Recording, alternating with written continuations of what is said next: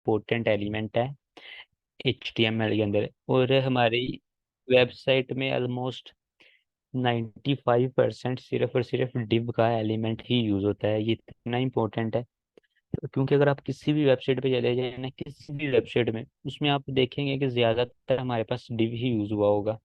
Like जैसे कि यह वेबसाइट है, इसके अगर मैं कोड में चलूँ,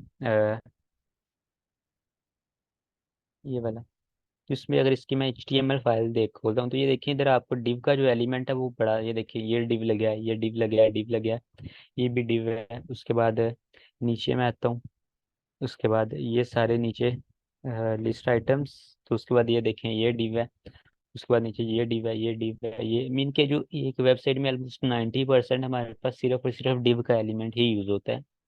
तो ये इतना इंपॉर्टेंट है हमारे पास HTML के अंदर।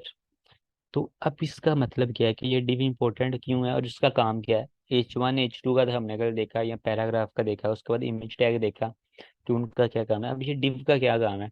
डिव का कोई काम भी नहीं है बेसिकली, मेन इतना कोई ये हमें नजर नहीं आता।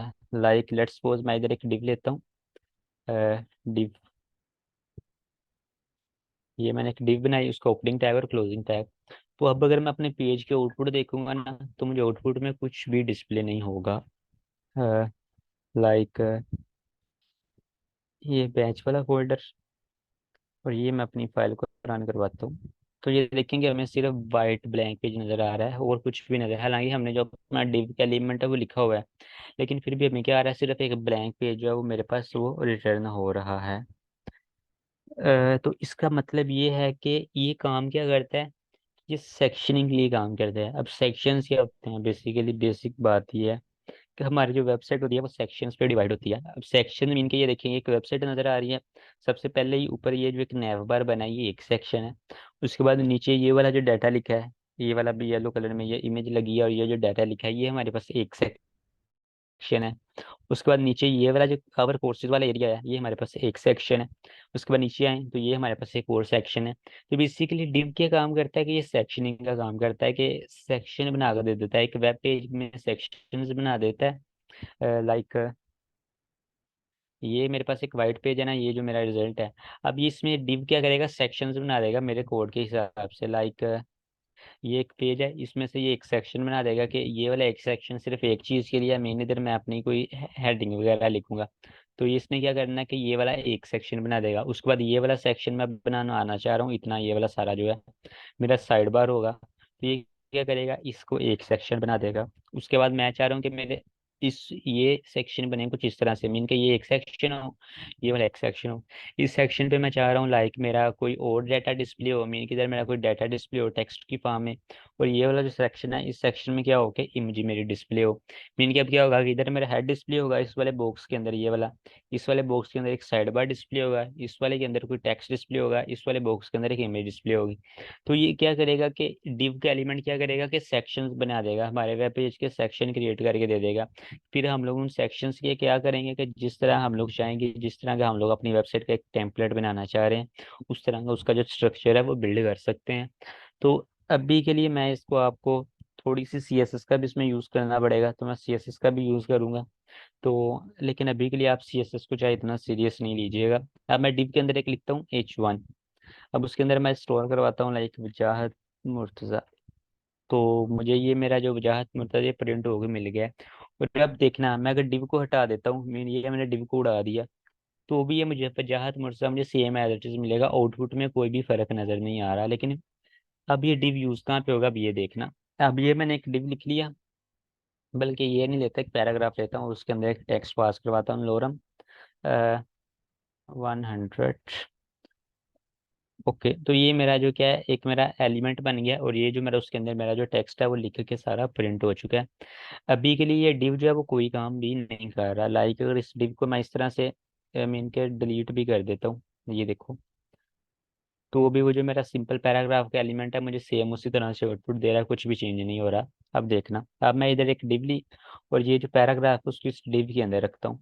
अब मैं स्टाइल में जाके इस डिव की सेक्शनिंग करता हूँ। मीन स्टाइल में हमारे पास मैं यूज करने वाला डिव को सेलेक्ट करके मैं क्या कहता हूँ जी, हाइट इसकी कर दो 200 पिक्सल, एंड जो विड्थ है वो भी कर दो 300 पिक्सल, हाइट और विड्थ कितनी कर दी, 300 पिक्सल पिक्सल कर दी।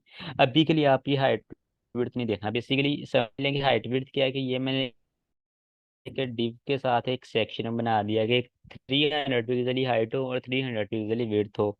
तो अभी देखना, जैसे मैं पेज को रीलोड करूंगा तो ये दिख, एक मैं बॉर्डर ऐड कर देता हूँ ताकि आपको क्लियर हो, सॉलिड ब्लैक, जिस तरह से। तो अगर मैं पेज को रीलोड करता हूँ तो ये देखें कि ये मेरे पास एक बॉक्स बन चुका है, और मेरा जो सारा डाटा है वो क्या हो रहा है जी, ओवरफ्लो हिडन। तो ये देखें कि अभी क्या हुआ है, बेसिक मैं कहना क्या चाह रहा हूँ कि पहले जब मैंने डिव के बगैर वो वाला जो पैराग्राफ है वो लिख रहा था, मीन कि अगर मैं डिव को अभी भी डिलीट करता हूँ तो वो मुझे कुछ इस तरह से डिस्प्ले हो रहा है, मीन कि वो फुल पेज पे डिस्प्ले हो रहा है। लेकिन अब मैंने उसे कोई एक डिव के अंदर रख लिया और थोड़ी सी सीएसएस की दो तीन प्रॉपर्टी लगाई, लाइक हाइट विड्थ लगाई, तभी के लिए आपको इनका नहीं पता तो कोई टेंशन वाली बात नहीं। लेकिन मैं जस्ट समझाने के लिए कि डिव काम किस तरह से कर रहा है, मैंने डिव को सिलेक्ट करके मैंने एक हाइट विड्थ सिलेक्ट कर दी कि एक 300 की मीन की हाइट, 300 पिक्सल ही हाइट हो और 300 पिक्सल ही विड्थ का एक सेक्शन बना दिया जाए, और ये जो सारा डाटा सिर्फ उस सेक्शन के अंदर डिस्प्ले हो। तो ये देखिए कि ये जो मेरा सारा पैराग्राफ था ये सिर्फ उस बॉक्स के अंदर ही डिस्प्ले हो रहा है, मीन के जितना मैंने जिसे 300 पिक्सल हाइट और 300 पिक्सल विड्थ दे के बनाया। तो ये क्या बन गया, बेसिकली मेरा एक सेक्शन बन गया। हाँ, मैं एक दूसरी डिव बना सकता हूँ, वो मैं इसके सामने उधर डिस्प्ले करवा सकता हूँ, यहाँ उसके नीचे डिस्प्ले करवा सकता हूँ, और उसमें सेक्शनिंग के हिसाब से जो अपना काम है वो कर सकता हूँ। तो एक बेसिक कंसेप्ट क्लियर हुआ कि डिव जो है वो किस तरह से हमारे पास सेक्शनिंग का काम करता है, क्लियर है? क्लियर है। ओके। लाइक इसमें मैं डिफरेंट प्रॉपर्टीज है, लाइक अब ये सर्कल बन जाएगा तो ये देखिए अब ये सर्कल के अंदर डिस्प्ले करवा रहा है, अब ये सर्कल के अंदर किस किस तरह से डिस्प्ले करवा रहा है, ये सब चीज़ें हम लोग देखेंगे साथ में, टेंशन लेने की कोई बात नहीं। तो ये देखें कि अब जो मेरा सारा डाटा वो किसमें डिस्प्ले हो रहा है, सिर्फ और सिर्फ एक सर्कल के अंदर ही डिस्प्ले हो रहा है।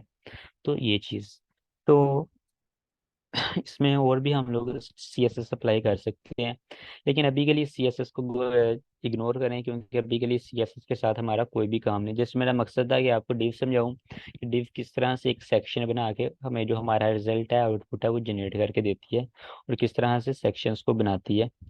तो उसके बाद डिव के बाद मेरे पास आता है स्पैन का एलिमेंट। तो स्पैन बेसिकली जिस तरह से पैराग्राफ है मेरे पास, सेम उसी तरह से स्पैन का एलिमेंट है। लेकिन पैराग्राफ और स्पैन में क्या डिफरेंस है, पैराग्राफ ब्लॉक लेवल एलिमेंट है और स्पैन जो है वो इनलाइन एलिमेंट है। और मैं आपको बता दूं कि डिव जो है वो भी बेसिकली हमारे पास एक ब्लॉक लेवल एलिमेंट ही है।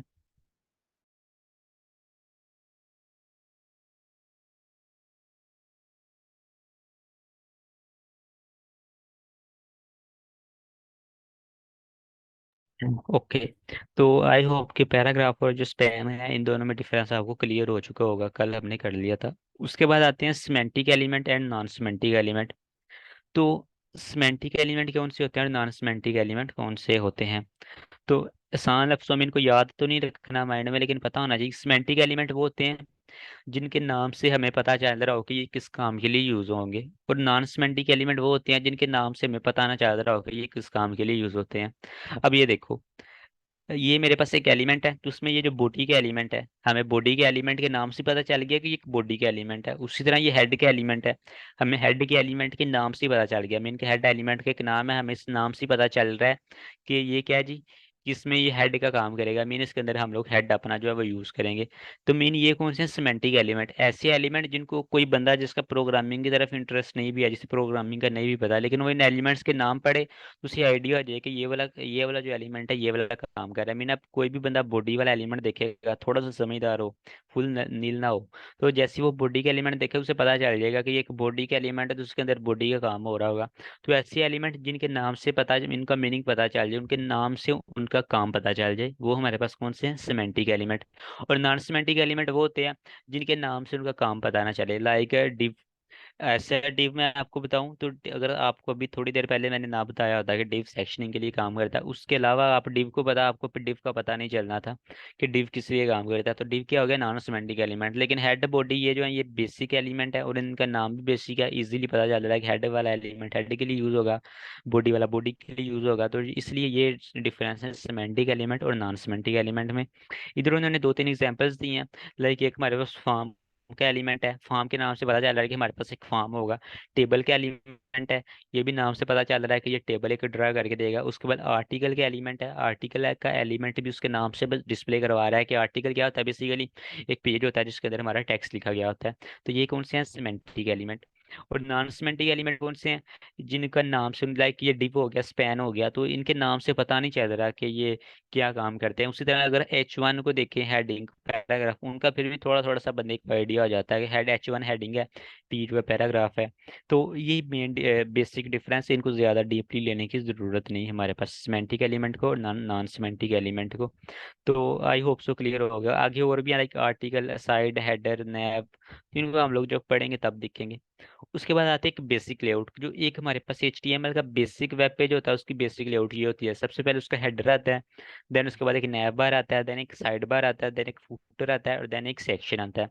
अब इसकी मैं एग्जांपल देता हूँ कि ये मेरे पास एक वेबसाइट है, ये चल रही। तो ये जो सबसे ऊपर है, ये जो नज़र आ रहा है online MBA home courses mean, ये जो नज़र आ रहा है, तो ये क्या, ये सबसे पहले इसका नैब बार है।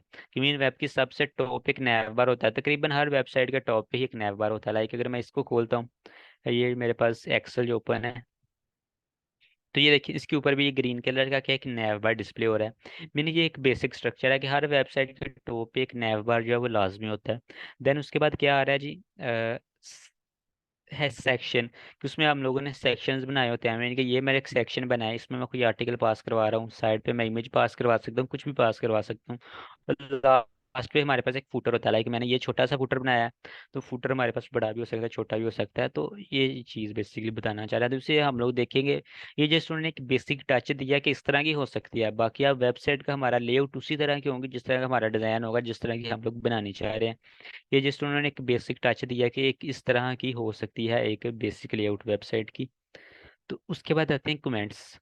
अब ये कमेंट्स इंपॉर्टेंट होते हैं हर प्रोग्रामिंग लैंग्वेज के अंदर। कमेंट्स काम क्या करते हैं, बेसिक आसान लफ्जों में बताऊं तो, कमेंट्स हमारे कोड के अंदर हम लोग डाटा लिखेंगे, लेकिन ये एग्जीक्यूट नहीं होते, लेकिन ये लिखे रहते हैं हमारे कोड के अंदर। अब देखना, अब इधर मैं कुछ टेक्स्ट लिखता हूँ, माई नेम इज अली, तो ये देखना ये प्रिंट हो जाएगा। मैंने हालांकि कोई एलिमेंट नहीं लगाया, लेकिन ये प्रिंट होगा। तो देखो my name is Ali print हो रहा है। तो ये बेसिक है कि अगर आप क्या करते हैं जी, कि कोड के अंदर कोई भी चीज़ HTML के अंदर स्पेशली इस तरह से लिखते हैं तो वो प्रिंट हो जाती है अगर कोई भी एलिमेंट नहीं लगाता। लेकिन आपने कभी भी कोई एलिमेंट, किसी भी डाटा को विदाउट एलिमेंट नहीं लिखना।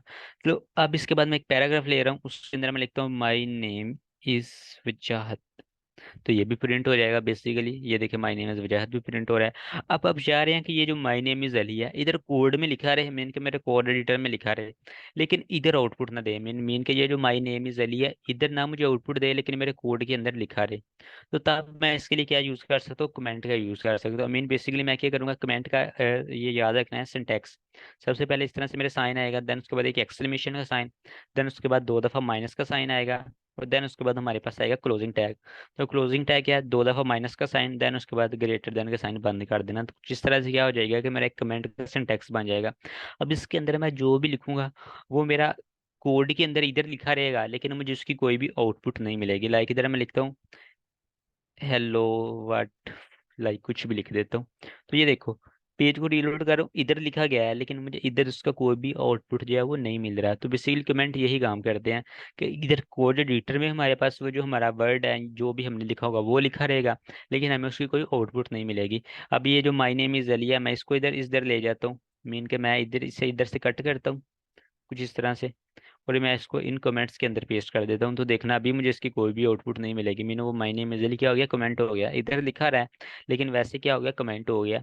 अब बात आती है कि हम लोग कमेंट्स का यूज़ क्यों करते हैं। अगर हमें किसी एलिमेंट की आउटपुट चाहिए ही नहीं, तो हम लोग फिर कमेंट बनाई ना। मीन का मैं लेट्स सपोज मुझे जो माई नेम इज अलिया मुझे नहीं चाहिए, तो मैं फिर इसे लिखूँ ही क्यों, मैं डायरेक्ट डिलीट ही कर देता हूँ, तो फिर भी तो मुझे आउटपुट नहीं मिलेगी। तो फिर हम यूज़ क्यों करते हैं कमेंट्स का। तो बेसिकली जब ये हमारे पास यूज़ होता है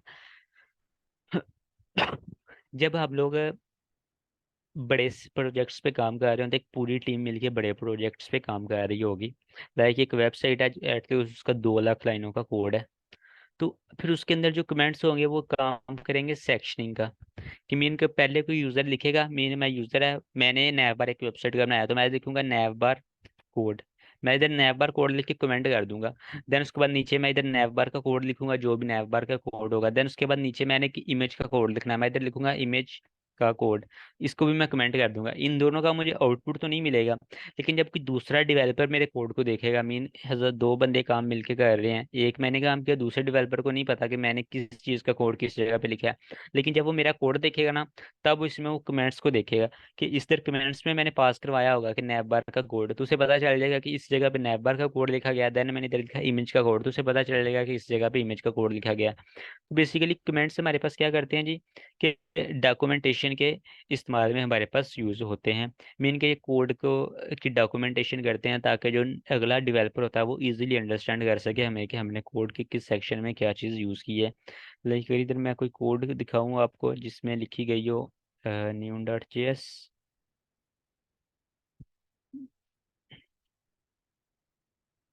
हर प्रोग्रामिंग लैंग्वेज के अंदर डिफरेंट मेथड होता है कमेंट करने का। लेकिन ये देखिए, अब ये मैंने कोड लिखा है एक, तो उसके अंदर ये देखिए मैंने कमेंट के तरह लिखा है patch start and patch ends. तो अब जो, अगर मैं कोड ये नहीं मैं किसी और को शेयर करता हूँ, किसी और डेवलपर को, तो वो जैसे ही देखेगा तो उसे पता चल जाएगा कि ये वाला कोड जो है, ये वाला जो इतना कोड लिखा गया है, ये किस काम के लिए लिखा गया है, पैचेस के लिए। मैं इनके वेबसाइट में जो पैचेस डिस्प्ले करवा रहा हूँ मैं, उसका उसे पता चल जाएगा कि मैंने इधर कमेंट करके इधर डॉक्यूमेंटेशन कर दिया पैच स्टार्ट और पैच एंड, इस जगह पे पैच का कोड लिखा गया है। तो बेसिकली यही है। दूसरी बात, अगर आप ये कमेंट्स को किसी के अंदर लिखते हो ना, किसी एलिमेंट में भी लिखते हो, तो एलिमेंट भी हमारे पास वर्क नहीं करता। अब वो किस तरह से नहीं वर्क करता, अब वो देखो, मैंने H1 लिखा, H1 में मैंने वजाहत लिख दिया, तो मुझे ये जो वजाहत है ये मुझे प्रिंट होके मिल जाना चाहिए, ये मिल रहा है।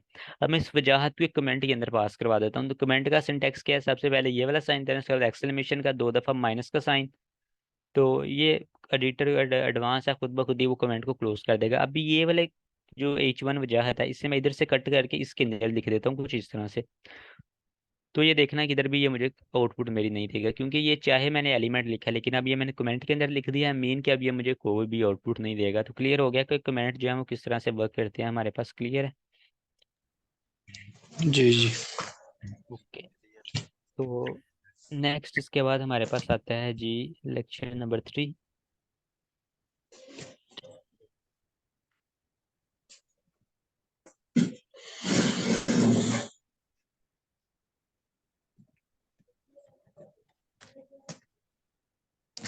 ओके, तो सबसे पहले हमारे पास आती है HTML हेडिंग्स।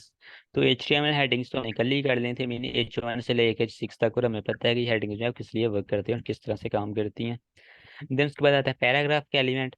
तो ये जो पैराग्राफ के एलिमेंट है ये भी हमने कर लिया। मीन पी का एलिमेंट क्या करता है, हमें जो पैराग्राफ है वो डिस्प्ले करवा के दे देता है। देन उसके बाद आता है HR का टैग। अब HR का टैग क्या काम यूज करता है, HR बेसिकली है हॉरिजॉन्टल, ये एक हॉरिजॉन्टल लाइन ड्रा करके दे देता है। मीन कि ये मैंने पैराग्राफ लिखे हैं दो, लाइक ये भी लिखा गया डमी सा।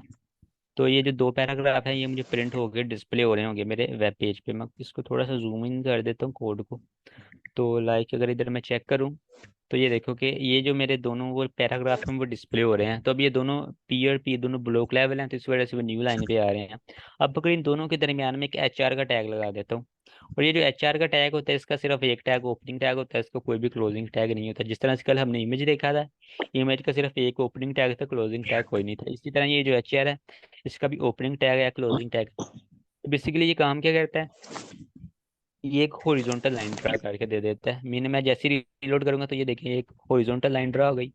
तो बेसिकली इस तरह की हॉरिजॉन्टल लाइन को ड्रा करने के लिए हम लोग HR का टैग का यूज कर सकते हैं। मैं इसे जिस जगह पे भी इंसर्ट करूंगा, ये वहां पे एक हॉरिजॉन्टल लाइन, इधर भी मैं एक HR लिख देता हूँ, तो उसके बाद उधर भी उसने क्या कर दिया, एक हॉरिजॉन्टल लाइन ड्रा कर दी।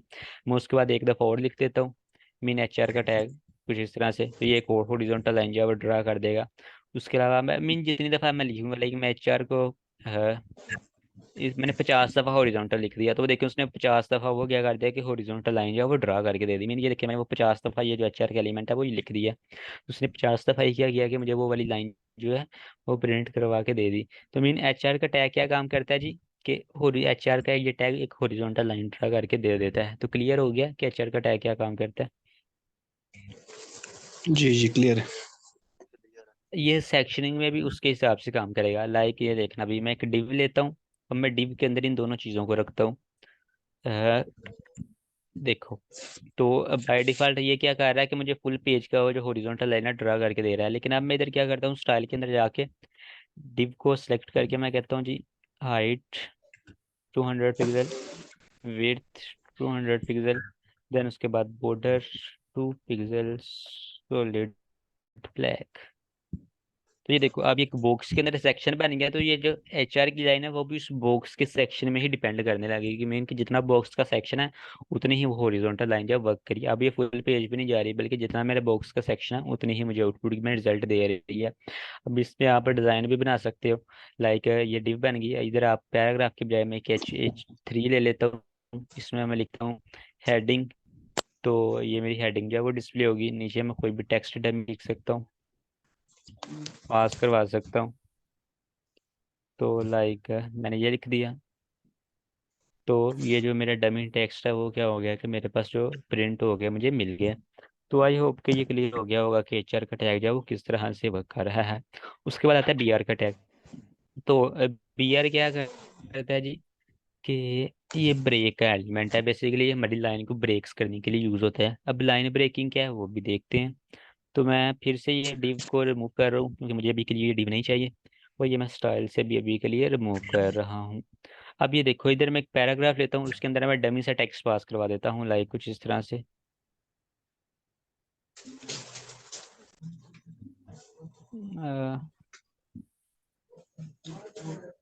ओके, तो ये देखिए कि डमी टेक्स्ट जो है मेरे पास पास हो चुका है, लेकिन ये ज़्यादा बड़ा है, मैं मुझे इतना नहीं चाहिए, मैं इधर लेता हूँ 10 कैरेक्टर्स ओनली।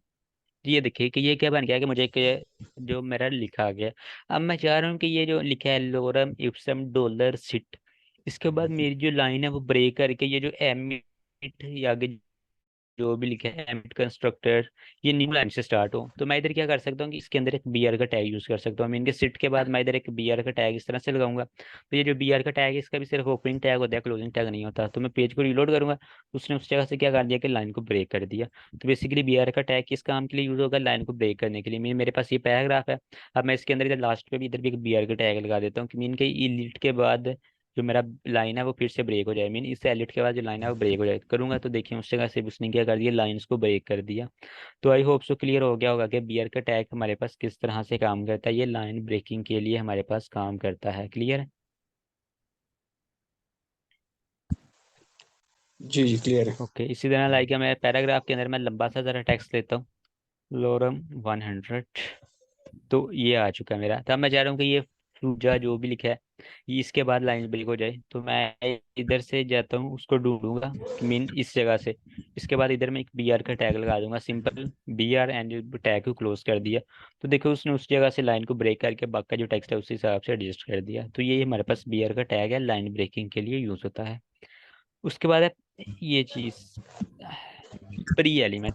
तो प्री के एलिमेंट देखने से पहले मैं आपको ये पैराग्राफ की एक चीज दिखाना चाहता हूँ, देन उसके बाद प्री के एलिमेंट की तरफ चलते हैं। अब मेरे पास एक पैराग्राफ है, इसके अंदर मैं लिखता हूँ वजाहत Murtaza is a web developer. मैंने ये कुछ लिख दिया, ये लिखा गया है वेब डेवलपर। तो ये देखो ये जो वजाहत मुर्तजा वेब डेवलपर वो क्या हो गया, प्रिंट हो चुका है। अब मैं इस ए के बाद वाइट स्पेस ऐड करता हूँ, ये देखो मैंने इतनी ज्यादा वाइट स्पेस ऐड कर दी। वजाहत मुर्तजा, उसके बाद ये कितनी ज्यादा वाइट स्पेस, उसके बाद वेब डेवलपर। लेकिन मैं पेज को रीलोड करूंगा तो वो देखो पैराग्राफ ऑटोमेटिकली सिर्फ एक वाइट स्पेस को ले रहा है, बाकी जो वाइट स्पेस एडिशनल मैंने लिखी है सारी ये वाली, उनको उसने क्या कर दिया, स्किप कर दिया, इग्नोर करके सिर्फ वो एक वर्ड स्पेस लिख रहा है। मीन के दो करेक्टर्स के दरमियान, सिर्फ दो लेटर्स के वर्ड्स के दरमियान सिर्फ एक वर्ड स्पेस होती है। तो वो सिर्फ एक वर्ड स्पेस को काउंट कर रहा है दोनों वर्ड्स के दरमियान। मीन पेज को जूम करूँ तो ये देखो वजाहत और मुर्तज़ा के दरमियान भी सिर्फ एक वर्ड स्पेस, मुर्तज़ा और इसके दरमियान भी एक वर्ड स्पेस, वेब और डेवलपर के दरमियान भी एक वर्ड स्पेस। हालांकि इधर हमने ए और वेब के दरमियान कितनी ज़्यादा वर्ड स्पेस ऐड किया, लेकिन इधर सिर्फ क्या आ रही है, बाई डिफॉल्ट एक ही वर्ड स्पेस काउंट हो रही है। तो पैराग्राफ क्या करता है कि ये ऑटोमेटिकली खुद ब खुद ही जितनी मर्जी हम लोग वाइट स्पेस दे दें। मीन कि मैं लाइन को इस तरह से ब्रेक करके भी, ये देखो मैंने पैराग्राफ आधा इधर लिखा है, आधा मैंने इस लाइन पे लिख दिया, बीच में मैंने इतनी लाइंस ब्रेक कर दी हैं, लेकिन ये फिर भी हमें सेम एज इट इज उसी तरह से आउटपुट देगा। तो ये इस ब्रैकेट की वजह से वो थोड़ा सा उसने आगे वो भी प्रिंट कर दिया। मैं ये ब्रैकेट रिमूव करवाता हूँ। तो ये देखो कि मीन के वो सेम एज इट इज हमें उसी तरह रिजल्ट दे रहा है, चाहे एक लाइन में लिखो चाहे चार लाइनों में, इस तरह से लाइन को ब्रेक करके लिखो। लेकिन ये हमें क्या करेगा, सिर्फ एक वर्ड स्पेस लेगा, बाकी एज इट इज उसी लाइन में मेरा जो पैराग्राफ है मेरा डिस्प्ले करवा के दे देगा। तो इसी तरह इसकी जगह एक हमारे पास आता है प्री का element, P R E pre. ये क्या काम करता है कि इसमें जिस तरह से हम लोग टेक्स्ट लिखेंगे सेम उसी तरह से डिस्प्ले होगा। लाइक इधर मैं लिखता हूँ my name is Ali, page को रीलोड किया तो ये देखो my name is Ali print हो गया। अब मैं इस और अली के दरमियान मैंने इतनी ज्यादा वाइट स्पेस ऐड कर दी, पेज को रीलोड किया तो देखो इस और अली के दरमियान उतनी ज्यादा वाइट स्पेस जो है वो ऐड हो चुकी है। मैं इनके प्री के एलिमेंट क्या करता है कि जिस तरह से मैं टेक्स्ट लिखूंगा सेम एज इट इज उसी तरह से डिस्प्ले करवाएगा। अब देखो माई और नेम के बाद जो इज है इसके बाद मैं लाइन को ब्रेक करूँ, मैंने एंटर किया तो लाइन ब्रेक हो गई। तो ये देखना इधर भी करूँ तो इधर भी उसने वो लाइन ब्रेक करके उसी तरह से प्रिंट करवा दिया जिस तरह से मेरा सिंटेक्स। देखो इससे पहले ये वाली इतनी सारी वाइट स्पेस है ना, तो इससे पहले ये देखो इधर भी इतनी वाइट स्पेस आ रही है। अगर मैं इधर से ये वाइट स्पेस रिमूव करता हूँ तो देखो उसने भी उधर से वाइट स्पेस रिमूव कर दी। अब मैं ये के दरमियान से ये वाली वाइट स्पेस रिमूव करके सिर्फ एक वाइट स्पेस रहने देता हूँ, तो इधर भी उसने क्या किया कि सिर्फ एक ही वाइट स्पेस को रहने दिया। मैंने कि प्री का एलिमेंट क्या करता है कि सेम एज इट इज जिस तरह से हम लोग डाटा लिखेंगे सेम एज इट इज हमें उसी तरह से डिस्प्ले करवा के दे देगा। तो क्लियर है कि प्री का एलिमेंट किस तरह से वर्क करता है और पैराग्राफ का एलिमेंट, इन दोनों में डिफरेंस क्या है, क्लियर है? जी जी कोड क्लियर भी है। चेंज हो जाता है। जी। ये देखें ये फ़ॉन्ट जो है प्री के एलिमेंट, प्री का एलिमेंट जो है फ़ॉन्ट और तरह से करके दे रहा है, लेकिन जो पैराग्राफ का एलिमेंट है ये फ़ॉन्ट और तरह से कर रहा है। लेकिन हम लोग इन फ़ॉन्ट्स को चेंज कर सकते हैं। तो जब हम लोग सीएसएस करेंगे तब हम लोग फ़ॉन्ट्स बढ़ेंगे और जिस तरह से हमारा दिल चाहेगा हम लोग उस तरह के फ़ॉन्ट्स जो है वो अप्लाई कर सकते हैं। लेकिन बाय डिफ़ॉल्ट प्री का एलिमेंट फ़ॉन्ट चेंज करके हमें जो है रिजल्ट देता है। तो लेकिन ये हम लोग बाद में जब सीएसएस करेंगे तब हम लोग देखेंगे। ये देखिए अभी ये जो आपको टेक्स्ट नज़र आ रहा है इसके अंदर ये देखिए कौन सा स्टाइल का फ़ॉन्ट यूज़ हुआ है।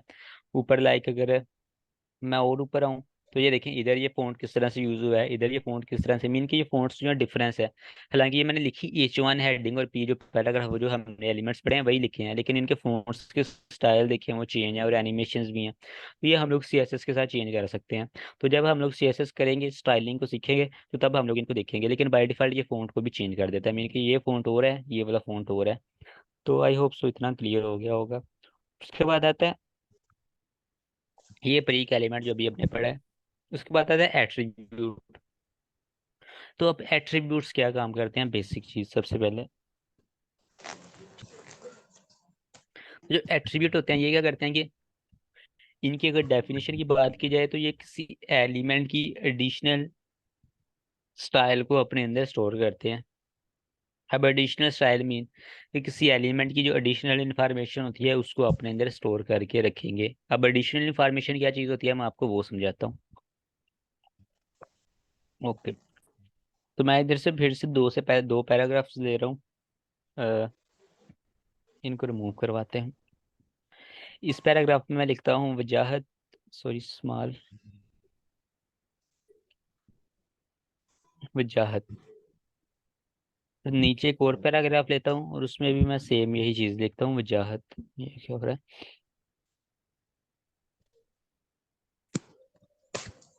तो मुझे ये वजाहत वजाहत सेम है, मुझे जो रिजल्ट है वो मिल रहा है। अब मैं अगर चाह रहा हूँ कि इस वाले के मैं जब एट्रीब्यूट्स होते हैं उनका एक याद रखना है, जो एट्रीब्यूट्स होते हैं वो हम लोग कहाँ पे अप्लाई कर सकते हैं। जो हमारे पास ओपनिंग टैग होता है उसकी ब्रैकेट्स, ये जो दो ब्रैकेट्स है ना ये smaller than and greater than का साइन, इनके अंदर हम लोग एट्रीब्यूट्स का यूज करते हैं। तो अब इधर मैं एक एट्रीब्यूट का यूज कर रहा हूँ स्टाइल नाम का एट्रीब्यूट। तो स्टाइल नाम का एट्रीब्यूट नाम से ही पता चल रहा है ये क्या करेगा कि हमारे स्टाइल को चेंज करेगा। तो आज हम लोग एक प्रॉपर्टी पढ़ते हैं, स्टाइल के एट्रीब्यूट पढ़ते हैं और साथ एक कलर की प्रॉपर्टी पढ़ते हैं कि किस तरह से हम लोग अपने फ़ॉन्ट का कलर चेंज कर सकते हैं। तो स्टाइल के एट्रीब्यूट किस तरह से लगाना है कि आपने अपने एलिमेंट के ओपनिंग टैग के अंदर आना है और इधर आपने लिखना है STYL स्टाइल, देन इक्वल का साइन, देन दो दफा कोट लगा देनी है, मीन के डबल कोट जिस तरह से सेम एज इधर डिस्प्ले हो रही है इस तरह से। बाकी अगर आप STY भी लिखेंगे ना STY तो नीचे ये खुद ब खुद ही ये देखिए इसने रिकमेंडेड कर दिया स्टाइल, आप सिंपल एंटर करेंगे तो वो खुद ब खुद ही ये लिख देगा। तो ये क्या कर दिया कि मैंने स्टाइल का क्या लगा लिया, एट्रीब्यूट लगा लिया। अब ये एट्रीब्यूट क्या करेगा कि एडिशनल इन्फॉर्मेशन स्टोर करेगा मेरे P वाले एलिमेंट के बारे में। अब एडिशनल एलिमेंट का क्या मतलब है, अब मैं अगर स्टाइल के अंदर स्टोर करवाता हूँ लाइक कलर, कलर, देन उसके बाद आपका कलर का सिंटेक्स याद रखना है। जैसे कलर का लगाना है देन उसके बाद एक कोलन आएगा, देन उसके बाद सेमी कोलन आएगा और इन दोनों के दरमियान आप कलर का कोई नाम लिख सकते हैं। लाइक मैं इधर कलर का नाम लिख देता हूँ रेड। तो देखना कि रीलोड करूंगा तो वो वाला पैराग्राफ है उसका कलर क्या हो चुका है, रेड हो चुका है। मीन उसके अंदर जो मैंने वजाहत लिखा है उसका कलर रेड हो गया। मीन तो एट्रीब्यूट एडिशनल इन्फॉर्मेशन किस तरह से स्टोर करते हैं, ये मैंने एट्रीब्यूट लगा दिया और इस एट्रीब्यूट में इस वाले पैराग्राफ की ये वाली एडिशनल इन्फॉर्मेशन स्टोर होगी कि बाय डिफॉल्ट कलर ब्लैक है, लेकिन अब हमने इसका कलर चेंज करके रेड कर देना है। इस एट्रीब्यूट को हमने कोई भी, मीन इस एलिमेंट को हमने कोई भी एट्रीब्यूट नहीं लगाया, तो उसका जो बाय डिफॉल्ट कलर है वो ब्लैक कलर है। तो ये एट्रीब्यूट के लिए हुआ कि एट्रीब्यूट किस तरह से काम करते हैं, कि हम लोग जिस एलिमेंट में एट्रीब्यूट लगाते हैं और उस एट्रीब्यूट में जिस तरह की वैल्यू देते हैं वो उस तरह से उस एट्रीब्यूट को एडजस्ट करके हमें दे देते हैं। इतना क्लियर है? जी जी। ओके। अब ये सिंटैक्स की याद रखना है।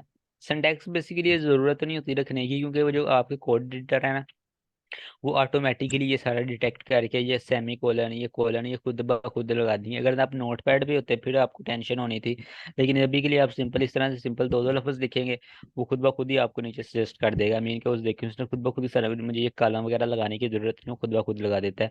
अब सेम इसी तरह मैं नीचे वाले पैराग्राफ पे आता हूँ। इधर भी मैं स्टाइल का स्टाइल इज इक्वल टू, उसका मैं कलर कर देता हूँ, colour is equal to like cyan कर देता हूँ, सियान।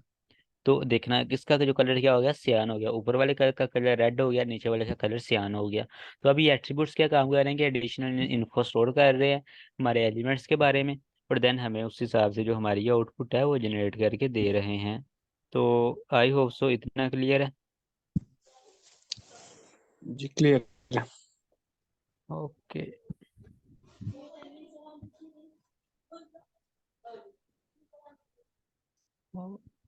इधर उन्होंने थोड़े से हमें एडिशनल बताए हैं, लाइक जिस तरह अभी हमने कलर पढ़ा, स्टाइल के अंदर हम लोग कलर का यूज़ कर सकते हैं। इसी तरह से हम लोग इधर यूज़ कर सकते हैं like background colour, font size. तो ये हम लोग बाद में करेंगे, अभी के लिए हमें ज़रूरत नहीं। जस्ट अभी के लिए मैं समझाना चाह रहा था कि एट्रीब्यूट हमारे पास क्या होते हैं और किस तरह से वर्क करते हैं। उसके बाद आते हैं ये HTML फॉर्मेटिंग एलिमेंट्स। तो ये थोड़े, हमारे पास 10 एलिमेंट हैं और इन 10 के 10 एलिमेंट्स जो है किसी ना किसी काम के लिए हमारे पास यूज होते हैं, और अब इनका काम क्या है वो देखते हैं। तो इनका काम देखने से पहले मैं ना आपको क्लास का लिंक दोबारा शेयर करता हूँ। ये क्लास ओवर होने वाली है, 40 मिनट का एक सेशन होता है, तो 40 मिनट पूरे होने वाले हैं, तो ये ओवर हो जाएगी। तो मैं आपको दोबारा लिंक सेंड करता हूँ ग्रुप में, तो आप वो ज्वाइन कर लेना दोबारा। सही है, मैं लिंक शेयर करता हूँ।